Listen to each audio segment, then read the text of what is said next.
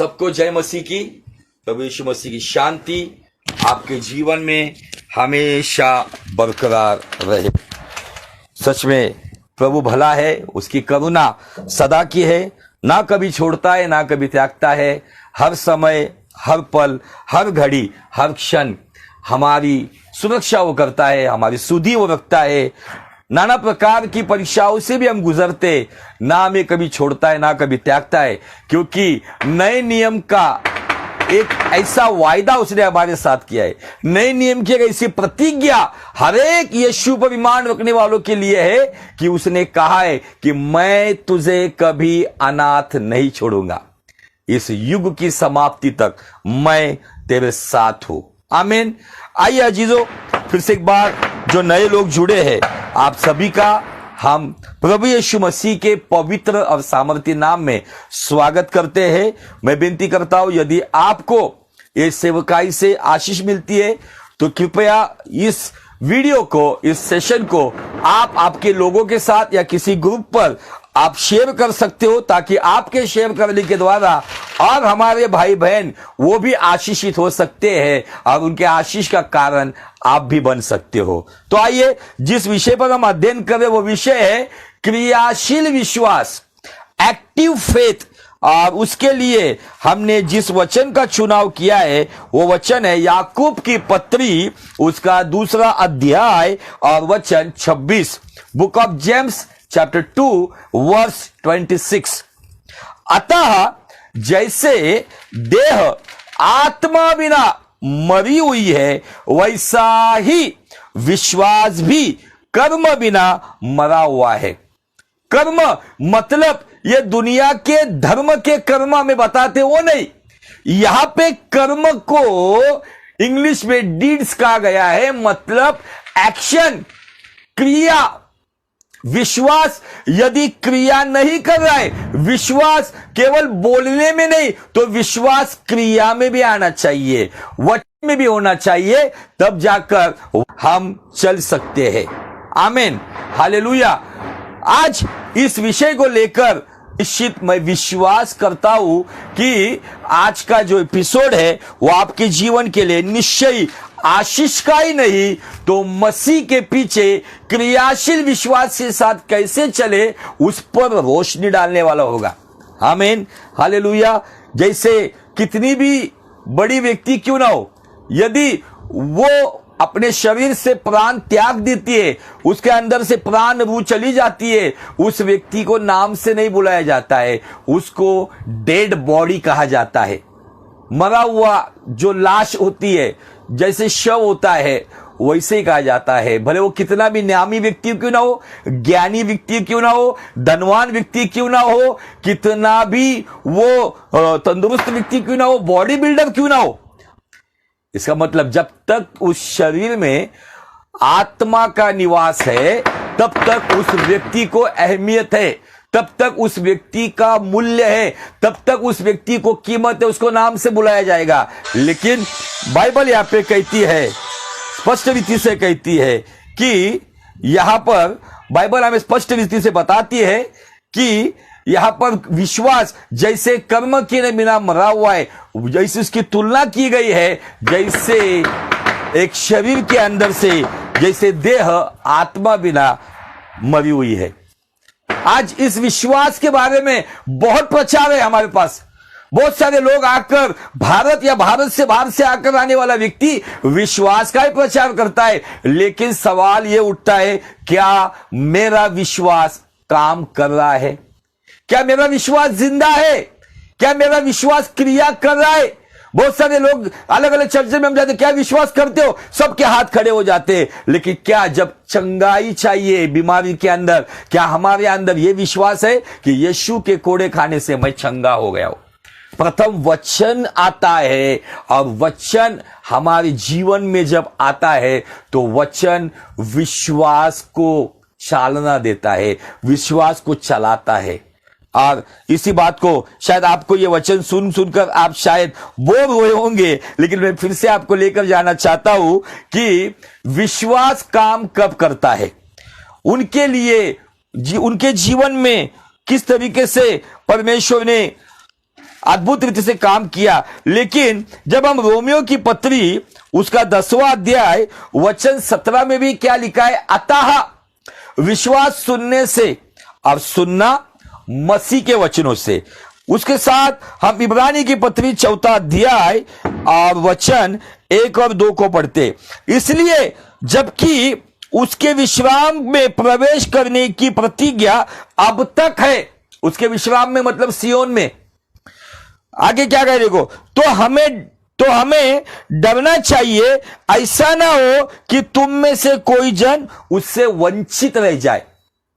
आज बहुत सारे लोगों को डर है कि मैं प्रॉपर्टी के हिस्से से वंचित तो नहीं हो जाऊंगा, मेरे अधिकार से वंचित तो नहीं हो जाऊंगा, मेरे सम्मान से वंचित तो नहीं हो जाऊंगा, मेरे बड़े नाम से वंचित तो नहीं हो जाऊंगा। लेकिन एक सच्चे मसीह ने आज एक बात समझना चाहिए कि मुझे परमेश्वर के उस विश्राम में, उस अनंत जीवन में, उस प्रतिज्ञा के साथ अपने जीवन को यीशु मसीह के वचन के अनुसार चलते हुए, एक डरते डरते हुए हमें जीवन जीना होगा, डरते डरते हमारे उद्धार को पाना होगा, ताकि हम उस विश्राम दिन से वंचित ना हो।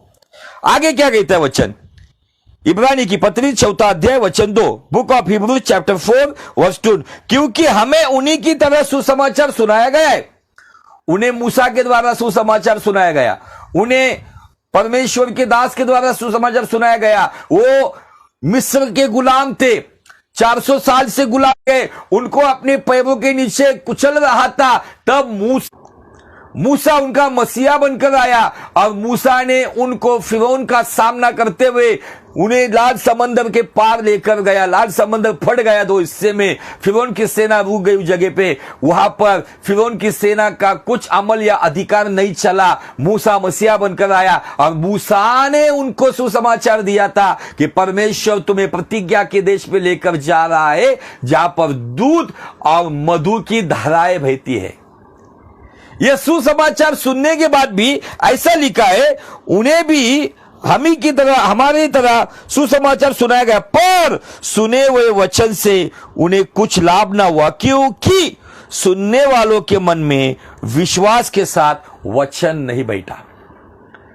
आज दिमाग में तो वचन बहुत है, बहुत सारे लोगों को अध्याय के अध्याय मुंह बोली जुबान याद है, लेकिन वही वचन उनके जीवन में क्रियाशील नहीं है।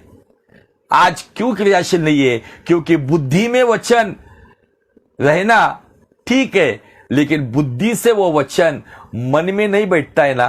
तो यहां पर एक इतनी बड़ी संख्या, 20 साल के नीचे ऊपर की संख्या, जिन्होंने लाल समंदर फटते हुए देखा, जिन्होंने चट्टान से पानी पिया, जिन्होंने उन पंछियों का गोश्त या मांस खाया, जिन्होंने दिन में मेघ स्तंभ और रात में अग्नि स्तंभ का उस खंबे का अनुभव लिया, जिन्होंने परमेश्वर के धधकते अग्नि का अनुभव लिया, जिन्होंने सिनाई पर्वत के ऊपर बिजली को कड़कते हुए देखा, जिन्होंने परमेश्वर के द्वारा प्राप्त होने वाले उस अनुग्रह और उस रहमत को देखा, उसके बावजूद उन लोगों की लाशें उस जंगल में गिरे। क्यों? क्योंकि सुना हुआ वचन मन में ना बैठने की वजह से, विश्वास से मन में ना बैठने की वजह से वो लाभदायक नहीं हुआ। आपका विश्वास क्रियाशील कब होगा? आपके विश्वास को वचन की खाद मिलनी चाहिए, आपके विश्वास को वचन का पानी मिलना चाहिए। परमेश्वर का वचन जीवन का जल है, परमेश्वर का वचन जीवन की रोटी है, परमेश्वर का वचन मधु से मीठा है, परमेश्वर का वचन अग्नि सामर्थ है, परमेश्वर का वचन दोधारी पैनी तलवार के समान है, परमेश्वर का वचन हथौड़े के समान है। आमीन, हालेलुया। मैंने पिछले वक्त बताया था, मैं बहुत बार सोच रहा था कि यरीहो की दीवार, ये जो इजरायली लोग मूसा यहोशू के द्वारा बताया गया कि केवल शहर की चारों ओर से, शहर पनाह की चारों ओर से दिन में 1 चक्कर और 7वें दिन 7 चक्कर, केवल क्या करना था? यहोवा का जय जयकार, यहोशू का जय जयकार, ये केवल जय जयकार करते जाए। वो जय जयकार में भी परमेश्वर का वचन है। तब मुझे समझने के लिए मैंने प्रभु से कहा कि प्रभु, एक्चुअल में ऐसा क्या हुआ कि दीवार जगह पर ही गिर गई? अपनी जगह पर ही कैसी गिर गई। एक्चुअल में ऐसे क्या हुआ, हम सोचते हैं प्रभु का अनुग्रह प्रभु, लेकिन वचन के द्वारा परमेश्वर का प्रकाशन चाहिए। तब मेरे सामने आया यिर्मयाह नबी कहता है परमेश्वर का वचन हथौड़े के समान है। अब ये लोग पहले दिन पूरे शहर को चक्कर मारते हुए यहोवा का जय जयकार, मतलब यहोवा का वचन, मैं जो हूं सो हूं, मैं जो सनातन हूं, मैं जो जीवित हूं, मैं जो पवित्र परमेश्वर हूं, मैं जो अद्भुत हूं, ये सारी बातें उस वचन को, वचन का हथौड़ा वहां पर जब सब लाखों इजरायली, 25 लाख से भी अलग हो गई, मेरी संख्या शायद गलत होगी, लेकिन कुछ लोग कहते 25 लाख से भी ज्यादा लोग थे यरीहो के घूमने वाले। तो मुझे आपको बताना है 25 लाख पकड़ेंगे, 25 लाख के मुंह से निकलने वाला वचन हथौड़े के समान भले दिख नहीं रहा था, भले वो वचन वहां पे वो शब्द का हथौड़ा दिख नहीं रहा था, लेकिन यहोवा का जय जयकार का वचन वो दीवार के ऊपर हथौड़े के समान काम कर रहा था। और 7वें दिन सब लोगों ने 7 चक्कर मारी। सोचो आप, लोगों के द्वारा ये 25 लाख से भी अधिक लोग विश्वास की क्रिया करते हुए, जिंदा विश्वास के द्वारा, क्रियाशील विश्वास के द्वारा जब वो वचन बोल रहे थे तो हथौड़ा गिर रहा था। एट ए टाइम 25 लाख हथौड़े उस दीवार पर गिर रहे थे। तो मुझे आपको बताना है दीवार गिरने का यही एक कारण है, वचन के हथौड़े से यरीहो की दीवार यदि गिर सकती है तो वही हथौड़ा आज आपके पास है। आपके आशीष के बीच में जो भी चट्टान है, जो भी दीवार है, बंधन से जो भी बंधन है, ये वो नेस्त नाबूद हो सकता है। आमीन। लेकिन कब? जब वचन मन में बैठेगा, दिमाग में नहीं। बहुत सारे बुद्धिजीवी लोग हैं हमारे पास जिनके दिमाग में बहुत अध्याय के अध्याय है, लेकिन उनके जीवन में वचन नहीं है। मन में वचन है तो जैसे ज्ञान का बादशाह नीतिवचन 4:23 में कहता है, सबसे अधिक अपने मन की रक्षा कर, क्योंकि उसी के भीतर जीवन का मूल स्रोत है। वचन बैठता है मतलब खुद यीशु बैठता है, और यदि यीशु मन में बैठता है तो मेरी विश्वास को वो क्रियाशील करता है, क्योंकि वो विश्वास का करता है, वो विश्वास का दाता है, वो विश्वास की आत्मा देता है, वो विश्वास के फल से भरता है, वो विश्वास के वरदान से भरता है। यदि वचन बैठता है तो सारी बातें आकर हमारे जीवन में क्रियाशील हो जाती है। बहुत सारे लोगों के जीवन में विश्वास क्रियाशील क्यों नहीं है, उसके पीछे का कारण है वो भविष्यवाणियां तो बहुत सुनते हैं, वो चिन्ह चमत्कार तो बहुत देखते हैं, लेकिन जब वचन को मन में बिठाने की बात आती है तब वो फेल हो जाते। इसलिए पौलुस रोमियो 10:17 में कहता है, अतः सुनना, विश्वास सुनने से, और सुनना मसीह के वचन से। लेकिन मैं सुनने के बाद उसे कहाँ बिठाता हूं, उस पर मेरा विश्वास, मेरे विश्वास को वचन का पानी चाहिए, मेरे विश्वास को वचन का तेल चाहिए, मेरे विश्वास को वचन की रोटी चाहिए। आज बहुत सारे लोगों ने अपने विश्वास को वो खाद ना देने की वजह से उनका विश्वास कमजोर हो गया है। केवल मुंह से बड़ा आवाज निकालने से विश्वास काम नहीं करता है। जिसका विश्वास भीतर से, उस विश्वास की आत्मा से, विश्वास के फल से, विश्वास के वरदान से जिसका विश्वास मजबूत है, वो क्रियाशील होता है, और वही क्रियाशील विश्वास उसके जीवन में आशीष और चिन्ह चमत्कार के परिणाम लेकर आता है। हमने बहुत सारी बातों के ऊपर अध्ययन किया है, लेकिन मैं थोड़ा सा फिर से आपको वही बातें जो शुरुआत के समय में मैंने बताई वहां पे लेके चलता हूं कि विश्वास कितने प्रकार के हैं। विश्वास में हम देखते हैं प्रभु ने हमें बहुत सारी बातें सिखाई है। अविश्वास, जो लोग नास्तिक होते हैं उनके अंदर अपने ज्ञान का घमंड होने की वजह से कहते हैं कि संसार में परमेश्वर है ही नहीं।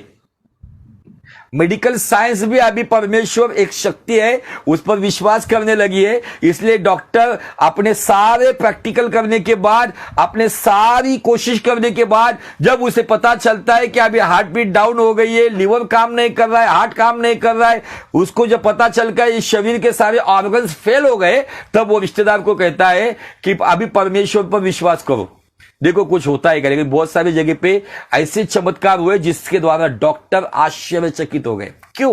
क्योंकि उस परिवार का क्रियाशील विश्वास उनका मरा हुआ व्यक्ति जिंदा करता है। आमीन, हालेलुया। प्रभु यीशु मसीह ने अल्प विश्वास के बारे में कहा। मैंने आपको सिखाया था पूर्ण विश्वास मतलब सेल्फ कॉन्फिडेंस जिसमें आता है, आत्मविश्वास, अविश्वास जो नास्तिक लोगों के जीवन में। उसके बाद मैंने आपको सिखाया था अल्प विश्वास और अंतिम पड़ाव में सिखाया था अंधविश्वास। ये 4 विश्वास इस जगत में काम कर रहे। उसमें से हम अविश्वास को छोड़ देते कि कुछ लोग हैं जो परमेश्वर को मानते नहीं, किसी को मानते नहीं है। एक ऐसे जो एथियस्ट लोग होते हैं जो यूरोप में है, हमारे भारत में, जो कहते हैं संसार में परमेश्वर है ही नहीं। सेकेंड थिंग, कुछ लोग हैं जो अल्प विश्वासी है, समझ में आ रहा है। कुछ लोग हैं जो अंधविश्वासी है। लेकिन सच्चे विश्वासी का जिनके अंदर वो आत्मविश्वास है, उनका ही विश्वास वचन के द्वारा क्रियाशील होता है। भले लेट मिलता है लेकिन उन्हें बेस्ट मिलता है। आमीन, हालेलुया। तो इस अल्प विश्वास की ओर देखकर यदि समय आगे चला तो कुछ बातों को मैं आपके साथ शेयर करूंगा। तो चलते हम कि अंधविश्वास में मैं आपको बताना चाहता हूं, अंधविश्वास में भावनाएं काम करती है, जज्बात, फीलिंग्स। इसीलिए अंधविश्वास में उनके हाथ में जो भी थमाया जाता है वो खरीदते हैं, वो लेते हैं और उसका पालन करते हैं। फॉर एग्जाम्पल बताने के तौर पे तेल बेचा जा रहा है, पानी बेचा जा रहा है, इजराइल की मिट्टी बेची जा रही है। गौर से सुनो मेरी बातों को। कोई अभिषिक्त साबुन बेच रहा है, कोई अनॉइंटेड प्रेयर शॉल, प्रार्थना की शॉल बेच रहा है। अभी ये जो अंधविश्वासी होते हैं ना, ये अंधभक्त होते हैं और ये अंधभक्त अंधभक्ति करते हैं। ये अंधभक्त मनुष्य पे ज्यादा विश्वास करते हैं और ये सारी उन्होंने बनाई हुई ये सारी आशीषित वस्तुओं पे विश्वास करते हैं, जिसे अंधविश्वास कहा जाता है। कोई रुमाल बेच रहा है, क्यों? तो पौलुस के शरीर से कोई रुमाल घुमा के लेके जाते थे बीमार, फिर उस सेवक के ऊपर से कपड़ा घुमा के लेके जाओ ना। लेकिन वो सेवक खुद, वो मिनिस्ट्री खुद अनॉइंटेड हैंकी, अनॉइंटेड रुमाल बेच रहे। मैं पंजाब में गया था, बहुत सारी बातों को देखा। वहां पे अनॉइंटेड पिलो मिलता है, आपको अच्छी नींद आए इसलिए आशीषित तकिया मिलते, तकिए पे सो जाओ। अरे मखमली तकियों पे ऊपर लाखों रुपए के बेड के ऊपर सोकर भी लोगों को नींद की गोली खाकर भी नींद नहीं आती है, तो इस तकिए से क्या नींद आने वाली है? नींद उसको ही आएगी जिसने अपना ईमान यीशु पे रखा है। जो यीशु पे निर्भर है वो सड़क पर भी सोएगा तो आराम की नींद पाएगा। आमीन, हालेलुया। फिर से बताना चाहता हूं, अविश्वास, अल्पविश्वास, अंधविश्वास और आत्मविश्वास, ये 4 विश्वास है। जिसमें अविश्वास वाले परमेश्वर है ये मानते ही नहीं। अल्पविश्वास में क्या है उस बात को आज हम देखेंगे। अंधविश्वास में क्या है? भावनाएं है। और आत्मविश्वास में क्या है? वचन के द्वारा क्रियाशील विश्वास है। तो अल्पविश्वास किस तरीके से आता है उस पर थोड़ा सा हमारा ध्यान आज हम लगाएंगे। तो चलेंगे हम मत्ती रचित सुसमाचार और उसका अध्याय 14 और वचन 22। यहां पर हम देखते हैं 5000 लोग, 5000 पुरुषों को यीशु मसीह ने, हमने बहुत संदेश उस पर सुने, 5 रोटी और 2 मछली के द्वारा खिलाया। 5000 पुरुष है, मतलब उस जमाने में यदि वो पुरुष हो गया, उसके होठों पर अगर मूंछ निकल कर आती है तो उसकी शादी करवा देते थे। 5000 पुरुष है तो 5000 स्त्री भी होगी वहां पर, क्योंकि वहां पर जो रोटी मिली वो रोटी एक छोटे बच्चे ने दी है। इसका मतलब उस वहां पे बच्चे भी है। उस जमाने में कोई लिमिटेशन नहीं था। याकूब को 12 बच्चे थे, 12 लड़के 1 लड़की थी, है ना। हन्ना को 6 बच्चे हुए, मतलब उस वक्त को कोई पाबंदी नहीं थी। अभी हमारे भारत सरकार का नारा है हम 2 हमारे 2। कुछ दिनों के बाद हम दोनों 1 हमारा 1 ऐसा आ जाएगा। यहाँ पे 5000 पुरुष है, 5000 स्त्रियां है। और हम समझते कि इस जमाने के नारा उधर लगाते हम 2 हमारे 2, उनको हर एक कपल को 2 बच्चे, मतलब 5 और 5 10 और ये 10, कम से कम 20,000 लोगों ने यीशु मसीह के द्वारा भोजन किया।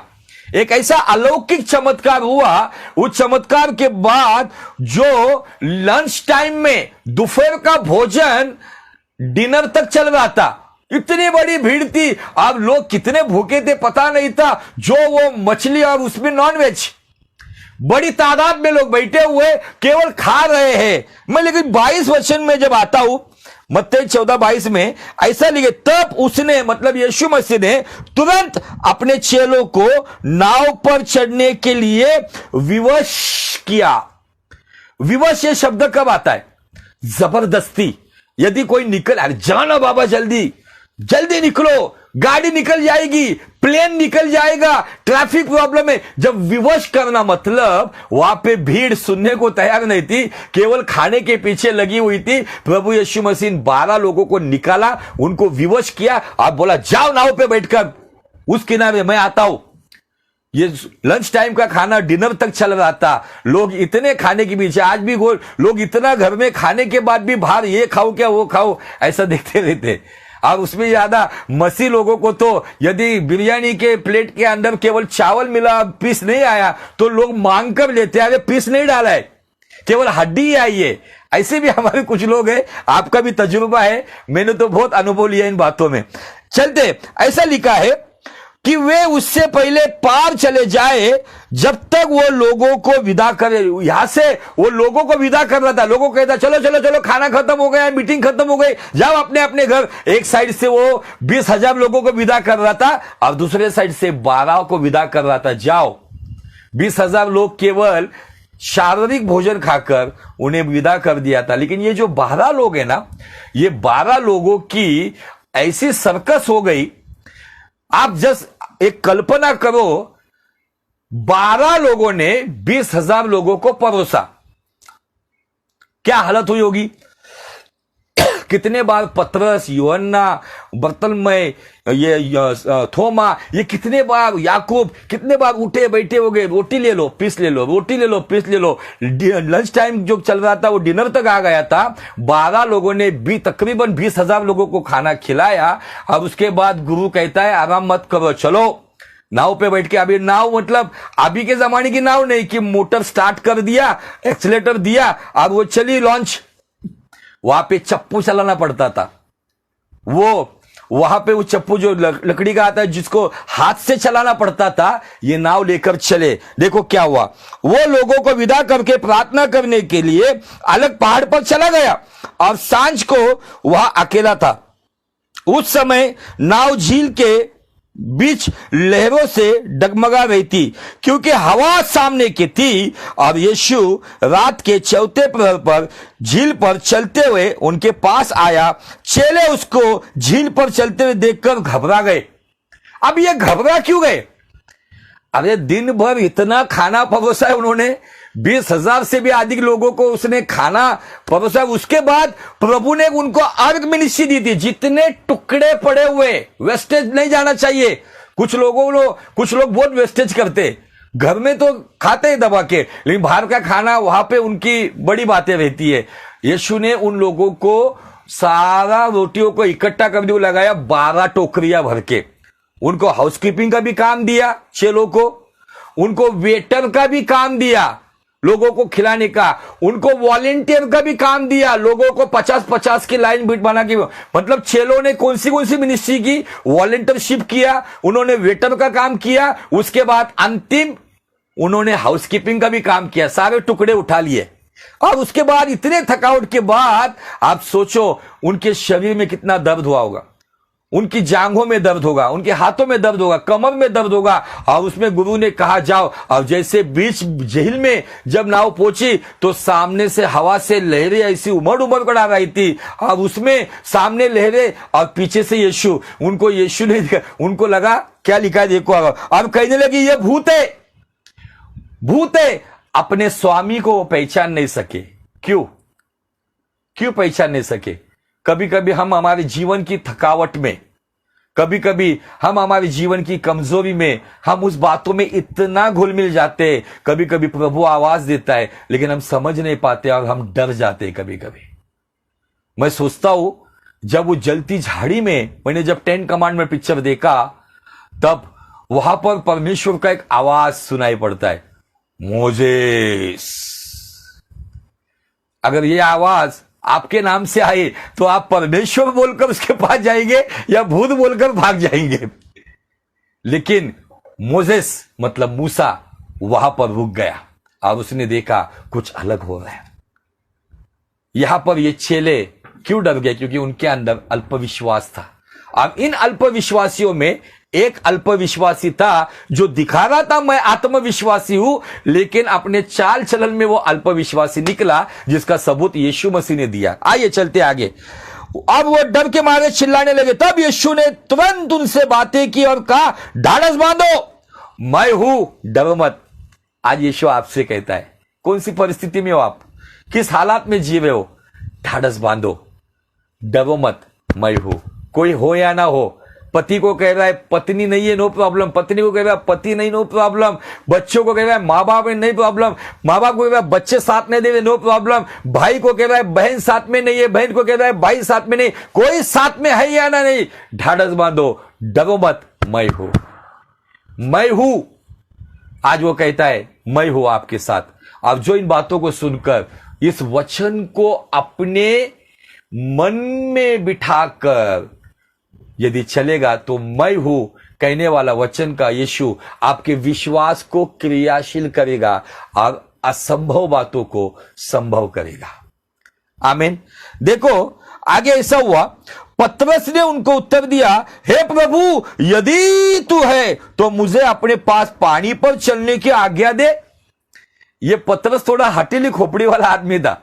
सभी चेलों की जो भीड़ थी उसके अंदर ये थोड़ा सा अलग ही सोच वाला व्यक्ति था, लेकिन प्रभु को ऐसे लोग चाहिए। कभी कभी हम केवल कुछ दायरों के अंदर रह के सोचते, लेकिन विश्वास दायरों के बाहर जाके सोचता है। मैं सोच रहा था पतरस के अंदर यह ख्याल क्यों आया। पतरस को इसमें से दो काम करने थे। एक तो उसने कहा कि यदि मतलब उसको प्रभु की परीक्षा ले रहा है वो, यदि तू है ना तो मुझे भी चला, यदि तू है ना तो मुझे भी चला। तूने कहा ना ढाढ़स बांधो, डरो मत, मैं हूं। तो बाकी 11 लोगों ने नहीं बोला, लेकिन ये 12 पतरस कहता है यदि तू है ना तो मुझे पानी। क्योंकि पतरस बचपन से अलग अलग समंदर में तैरने वाला एक ऐसा सुपर तैराक था, अलग अलग समंदर में तैरने वाला व्यक्ति था, लेकिन उसकी जिंदगी में यह पहला अनुभव था कि कोई पानी पे चल रहा है। और वो कहता है उसको एक्चुअली एक तो यीशु को भी परखना है और उसको पानी पे चलने का अनुभव भी लेना है। आमीन। भले ये दुनिया की तरीके से मूर्खता होगी, शायद वो 11 लोग जो बोट के अंदर थे, नाव के अंदर थे, वो कहते रहेंगे अरे पागल तू क्या बोल रहा है, इधर से हवा आ रही है, लहरें आ रही है, अब तू ये क्या नया तमाशा लगाए पानी पे चलने का। लेकिन प्रभु ने उसकी मूर्खता को भी अनदेखा नहीं किया। कभी कभी हमारी मूर्खता की प्रार्थना को भी प्रभु आमीन कहकर ग्रहण करता है। मैंने बहुत ऐसे मूर्ख लोगों को प्रार्थना करते हुए देखा है, उनकी गवाही को सुना है, उनकी मूर्खता की प्रार्थना का भी प्रभु ने आमीन और हा बोल के जवाब दिया है। आमीन। एक बात मैं बता, ऐसी मूर्खता की प्रार्थना एक व्यक्ति मुझे बता रहा था कि बोले मेरे घर के सामने एक वाइन शॉप, देसी दारू का दुकान चलता था। अब उनको मैंने बहुत सारे लोगों को मैंने बोला ये हमारे घर के सामने है, लेडीज आते जाते सब वहां पे पियक्कड़ लोग आते जाते हैं। उस व्यक्ति ने क्या किया, उसने प्रार्थना की यीशु के नाम में इस दुकान का लाइसेंस कैंसिल हो जाए, यीशु के नाम में यह दुकान देशी दारू का दुकान बंद हो जाए और वहां पर स्टेशनरी का दुकान शुरू हो जाए। वो व्यक्ति की मैं गवाही जीसस कॉल प्रेयर टाउन में गया था, एकदम साधारण व्यक्ति था, वो मूर्खता की प्रार्थना थी। लेकिन प्रभु चाहता है कौन अपने विश्वास को वचन के साथ क्रियाशील करेगा, मैं उनके साथ खड़ा होकर असंभव बातों को संभव करूंगा। वो व्यक्ति गवाही दे रहा, पास्टर जी मैंने प्रार्थना की, उपवास के साथ प्रार्थना की, दूसरे महीने में पता नहीं उस दुकान पे क्या हुआ, पुलिस की बड़ी रेड हो गई। उस दुकान के अंदर केवल दारू नहीं तो चरस, गांजा, अफीम बेचा जाता था। वहां पे सभी प्रकार की पुलिस की गाड़ियां आई और उस दुकान को सील कर दिया गया। और कुछ दिनों के बाद वहां पे कोई व्यक्ति आया, उसने उस दुकान को ले लिया और वहां पे अभी स्टेशनरी का दुकान खुल गया है, जहां पर किताबें और जेरॉक्स मशीन वगैरह सब कुछ आ गई है। क्यों हुआ? पतरस शायद ये मूर्खता की बातें कह रहा है, लेकिन उसमें भी प्रभु इन्हें कहता है, प्रभु ने इन्हें, पतरस क्या बोल रहा है तू, मैं प्रभु, तू मुझ पे विश्वास नहीं कर रहा है? प्रभु ने तो भी उसको स्वीकारा। और बाइबल ऐसा कहता है, उसने कहा आ, केवल कहा आ। ये आ में क्या हुआ पता है आपको? देखो आगे बताना चाहता हूं क्या हुआ। तब पतरस नाव पर से उतरकर यीशु के पास जाने को पानी पर चलने लगा। एक ऐसा सुपरनैचुरल काम वहां पे हुआ, एक अलौकिक काम हुआ। यीशु के मुंह से निकला वचन आ, उस आ के द्वारा उस पानी के ऊपर एक रास्ता बन गया, वचन का रास्ता, वचन का सड़क बन गया। और उस सड़क पर पतरस चलने लगा। आज भी आप कौन से परेशानी के समंदर में हो, कौन से आज समस्या के उस झील में हो, यीशु कहता है आ, मैं तेरे लिए रास्ता बनाऊंगा। लेकिन कब? पतरस के अंदर एक विश्वास आ गया। पतरस ने वहां पे झील पर पानी पर पैर रखने से पहले उसने ये नहीं सोचा कि अरे बाबा ये बोल रहा है आ, लेकिन मैं तो डूब जाऊंगा पानी, जैसे पानी पर पैर रखूंगा तो। लेकिन बाइबल कहता है कि वो चलने लगा। लेकिन आगे कुछ बात हो गई, वो बात ऐसी, पर हवा को देखकर डर गया और जब डूबने लगा तब चिल्लाकर कहा, हे प्रभु मुझे बचा। क्या ये तैरने वाला नहीं था? ये डूबने कब लगा? जब उसने हवा को देखा। किसको देखा? हवा को देखा। मतलब हवा उसकी पीठ की ओर है। समझो आप, यीशु सामने है और यीशु की ओर देखकर, ये पोजीशन है, यीशु यहां पर रुका है, पतरस यहां रुका है और इस उंगली के पीछे से हवा, लहरें, तूफान आ रही है। और जैसे वो यीशु की ओर बढ़ रहा था, ये इधर तक बढ़ रहा था और उसने मुड़कर पीछे हवा की ओर देखा। हवा सना ना ना ना ना ना ना ना ना हवा जा रहा था, आवाज आ रहा था। और उस हवा और लहरों को देखकर जैसे नजर हटी, दुर्घटना घटी। जब तक आप आपके विश्वास को क्रियाशील करते हुए यीशु की ओर देखकर चलोगे, दुर्घटना नहीं घटेगी। जब आप हवा मतलब समस्या, हवा मतलब बीमारी, हवा मतलब सभी प्रकार के आपके जीवन की दिक्कतें, हवा मतलब नकारात्मक विचार, हवा मतलब शैतानी हमला, यदि आप उस हालात को देखोगे यीशु से अधिक, तो निश्चय ही नजर हटेगी तो दुर्घटना घटेगी। अब दुर्घटना ऐसी घटी, समंदर का तैराक व्यक्ति डूबने लगा। आमीन, हालेलुया। क्यों हुआ ये? हम कभी कभी बहुत सारे लोग बोला ना, बुद्धिजीवी लोगों के दिमाग में बहुत वचन है, लेकिन वचन पर चलने की जब नौबत आती है ना, तब उनके मुंह पर 12 बज जाते हैं। तब वो अविश्वास की बातें करते हैं, तब वो निराशा की बातें करती है, तब वो कभी ना कभी बहुत बड़ी बड़ी बातें करने वाले, प्रभु की ओर से बोलने वाले, प्रभु के खिलाफ बात करना शुरू करते हैं। पतरस कब डूबने लगा? बाइबल कहती है जब उसने हवा को देखा। आप कौन सी हवा को देखना चाहते हैं? डर की हवा या पवित्र आत्मा की हवा? जो पवित्र आत्मा की हवा को देखेगा, जो यीशु की ओर देखेगा, वो आंधी और तूफान पर निडरता से चलते हुए अपने परमेश्वर की महिमा के लिए गवाह बनेगा। आमीन, हालेलुया।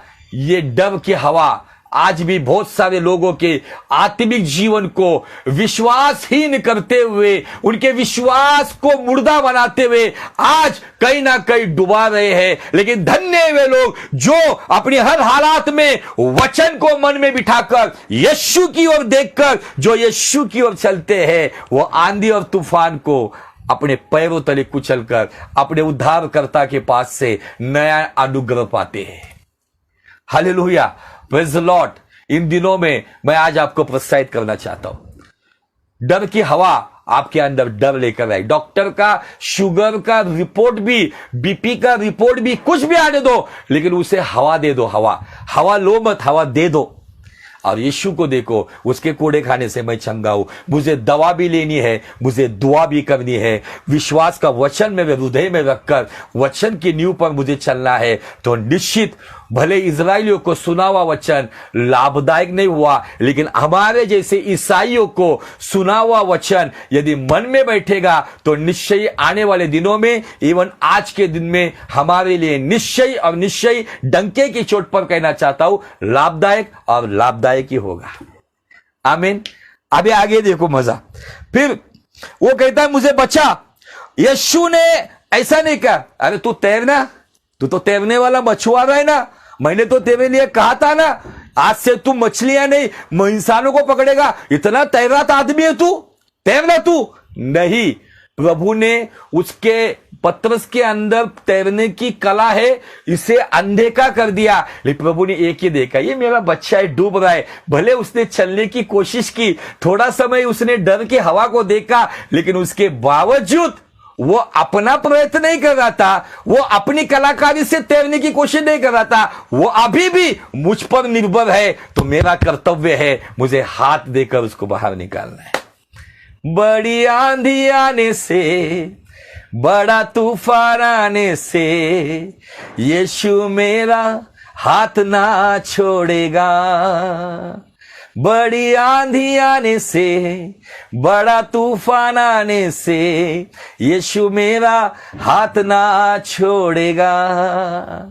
पतरस को बाइबल कहती है तुरंत हाथ बढ़ाकर उसे थाम लिया और उसे कहा, हे अल्पविश्वासी, हे अल्पविश्वासी, तूने क्यों संदेह किया? अल्पविश्वास में संदेह है, अंधविश्वास में भावना है, अविश्वास में ज्ञान का घमंड है, आत्मविश्वास में वचन का क्रियाशील विश्वास है।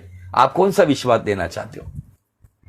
बाइबल कहती है प्रभु ने पतरस को, उसी पतरस को जिसके बारे में भविष्यवाणी है कि पतरस कहलाने वाली चट्टान पर मैं अपनी कलीसिया की नींव रखूंगा, जिसके सामने अधोलोक के फाटक काम नहीं करेंगे, उसी पतरस को प्रभु कहता है, हे अल्पविश्वासी, तूने संदेह क्यों किया? आज आपके अंदर यदि प्रभु के कामों के प्रति संदेह है, तो मैं आपको बताना चाहता हूं, अल्पविश्वास काम कर रहा है, उसको आज निकाल दो, उसको खदेड़ दो आपके जीवन से और आत्मविश्वास को प्रवेश दे दो जो क्रियाशील है। क्योंकि जैसे शरीर आत्मा के बिना मरा हुआ है, वैसे ही विश्वास कर्म के बिना, क्रिया के बिना मरा हुआ। यदि विश्वास क्रिया सहित है, क्रिया के साथ है, तो विश्वास जिंदा है। और यही जिंदा विश्वास आत्मविश्वास को लेकर आता है, जो असंभव बातों को संभव करता है। देखो आगे क्या हुआ, इस बातों को बताकर मैं रुक जाऊं। हे अल्पविश्वासी, तूने क्यों संदेह किया? जब वे नाव पर चढ़ गए तो हवा थम गई। जब वे नाव पर चढ़ गए, यीशु ने क्या उसको गोदी में उठाया था क्या कंधे पे बिठाया था? यीशु ने उसके कंधे पर हाथ रखा था। जो पतरस डूब रहा था, प्रभु ने हाथ देकर उसको बाहर निकाला, अपने बराबरी से खड़ा किया, उसके कंधे पर हाथ रखा, चल बेटे अब मेरे साथ चल। जैसे मैं कदम बढ़ा रहा हूं, जैसे मैं अपना कदम दाहिने बाएं बढ़ा रहा हूं, वैसे तू बढ़ा। अब यीशु खुद उसके साथ है। वो अकेला चलकर एक एक्सपेरिमेंट करना चाहता था, लेकिन फेल हो गया। लेकिन जब यीशु के साथ आया, ये वचन के साथ आया, जो यीशु वचन है, वचन ने उसको थाम लिया, वचन को उसने अपने जीवन में बिठाया। वचन को जैसा लेकर वो चला, नाव में जैसा पहुंचा, बाइबल कहती हवा थम गई। आमीन, हालेलुया। आप भी जब वचन को लेकर चलोगे, जो भी परेशानियों की हवा, डर की हवा, बीमारी की हवा, समस्या की हवा, नाश करने वाली हवा, यदि आप उस पर फोकस करोगे तो नाश निश्चित है। लेकिन उन सभी बातों से छुड़ाने वाला यीशु जो जीवित वचन है, उस पर फोकस करोगे तो वो आपको उन समस्या पे चलाने वाला एक निडर, आत्मविश्वासी, क्रियाशील विश्वासी बनाकर उस नाव पर पहुंचाएगा। हवा थम जाएगी। क्रियाशील विश्वास आंधी तूफान को थमा देता है। क्रियाशील विश्वास नाव में महफूज लेकर जाता है। क्रियाशील विश्वास असंभव बातों को संभव करता है। प्रभु करे आपके अंदर अल्प विश्वास पूरी तरह से चला जाए, अविश्वास पूरी तरह से चला जाए, अंधविश्वास पूरी तरह से चला जाए और आत्मविश्वास, क्रियाशील विश्वास आज नए सिरे से काम करे और आने वाले दिनों में आपका जीवन अन्य जाति के लिए गवाह बने। आपकी गवाहियां ऐसी आए कि आपकी गवाहियों के द्वारा एक बड़ी भीड़ यीशु के राज्य में आए। खुदावन आपको बहुत बहुत आशीष दे। इस वचन के द्वारा यदि आपको परमेश्वर ने छुआ, आपके सवालों के जवाब मिले हैं, आपको प्रोत्साहित किया है, आपको डांट लगाई है, आपको आशीष दी है, आपको मलहम लगाया है, तो यदि आपको लाभ हुआ है तो इस वीडियो को हो सके ज्यादा से ज्यादा आपके लोगों के साथ शेयर कीजिए, ताकि बहुत सारे अविश्वासी है, अंधविश्वासी है, अल्पविश्वासी है, वो क्रियाशील विश्वासी बन जाए। आमीन, हालेलुया, प्रेज़ द लॉर्ड। प्रभु आपको बहुत बहुत आशीष दे।